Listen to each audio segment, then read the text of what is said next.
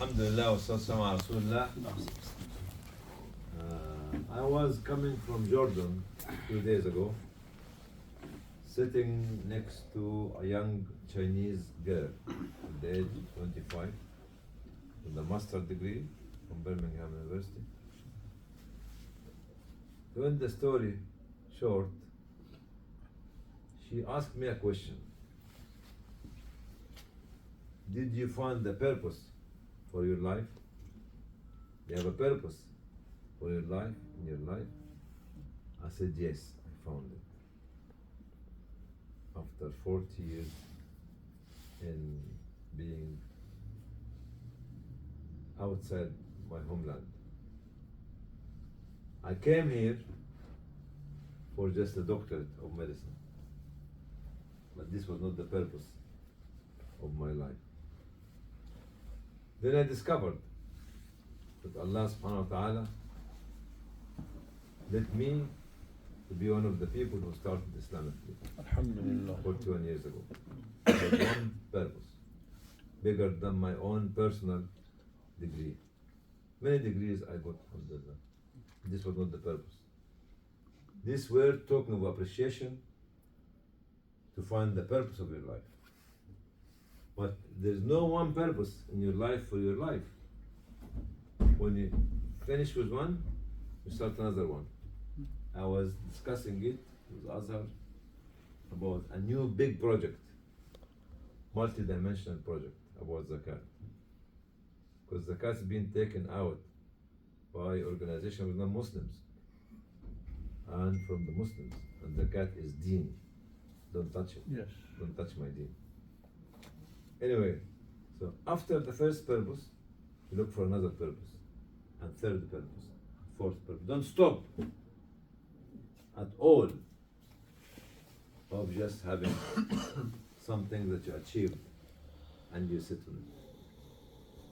Ramadan is the month of spirit, but action. Soul and power. Working and changing, building and constructing,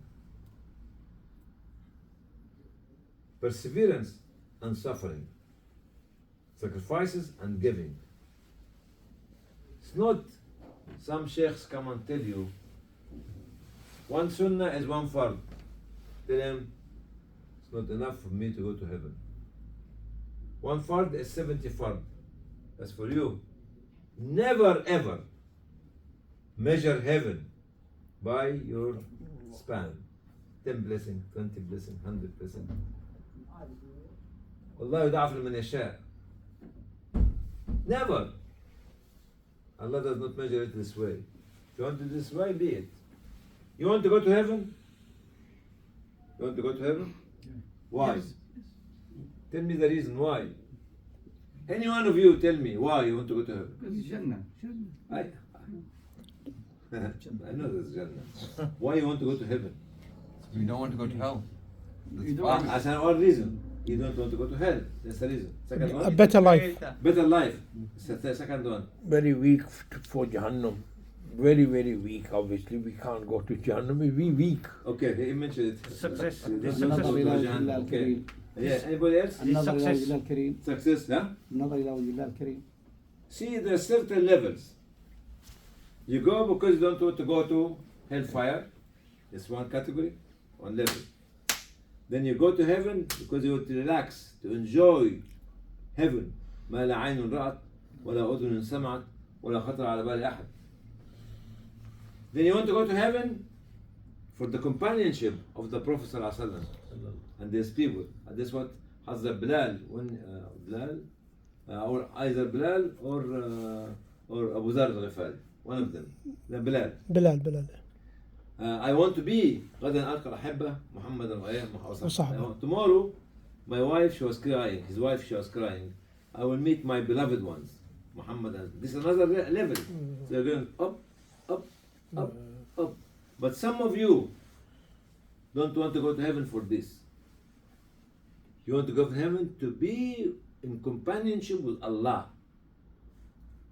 Does not care about how heaven is beautiful, how it has hur ain, how it has whatever it is, leisure. No.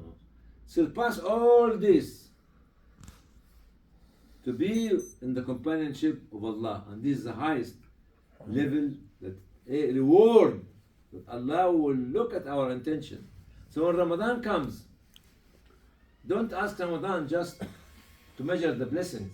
Hasanat one, hasanat one. It's good for the children, but not for grown-up people. Don't let the people on the TikTok or social media to demean and reduce the value of the deen. You know, brothers and sisters, there's no sisters here, who are the worst. This was one of my talk to young people in Bradford from Ramadan 10. Who are the worst ambassadors of Islam. Tell me why. I tell you why. We have the best book. Yeah. SubhanAllah. It does not belong to us. It belongs to humanity. But we shelf it. The most we have of it, we can make hifz. But we don't implement the hifz in action.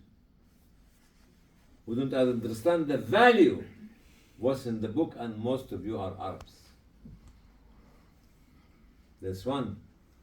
So the book, which is the Quran, does not belong to Muslims.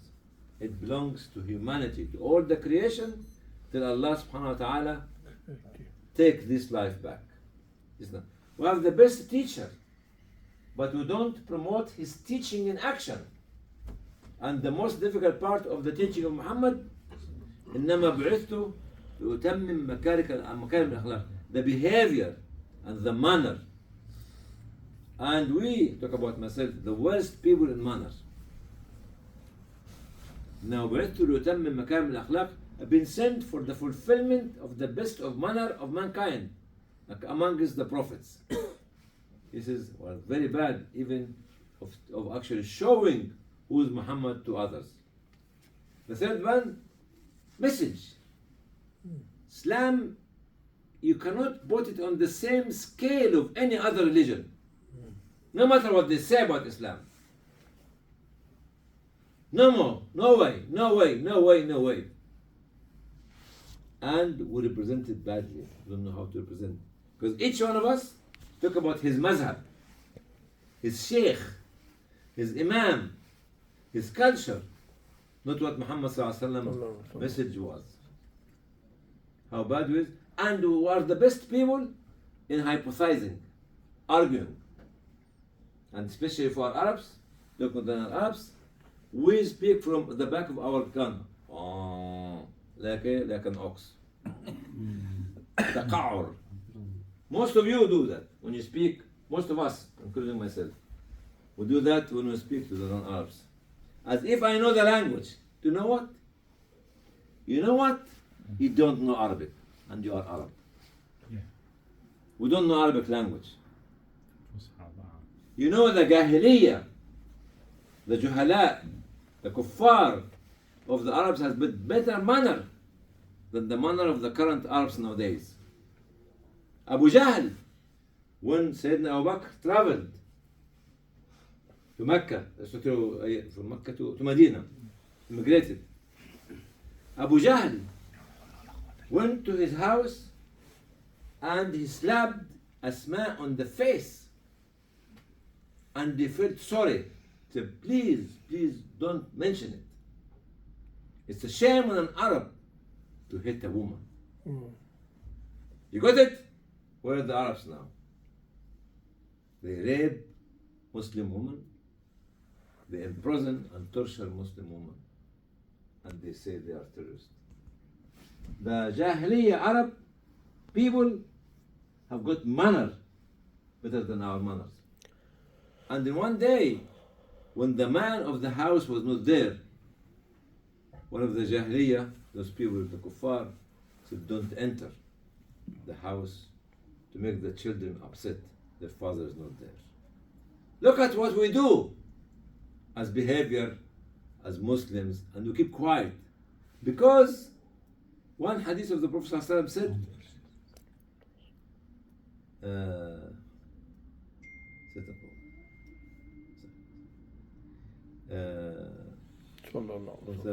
كغثاء السيل. Once upon one day, the Muslims will become weightless, have no weight, shapeless, have no shape. You know why? Like this wave. On the wave there's a froth. Yes. The wave take it this side. Say, why? Why? Is it because we are few? Say, no, you are plenty. You are 2 billion now. 2 billion in number.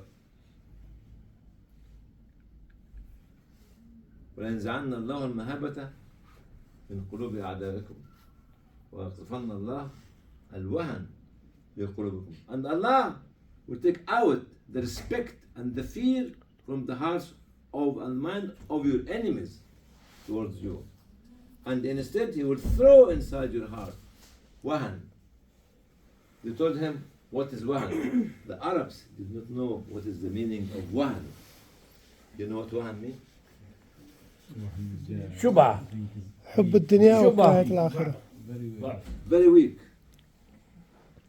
Said, what's wahan? The Prophet said, حب الدنيا كراهية وكراهية الآخرة. الموت. The love, the adornment of dunya and the fear of death. When Bilal was dying and Abu Dharr was dying, they were actually crying to see Muhammad next day. But now we are scared. Okay. That's why we have no way to have no.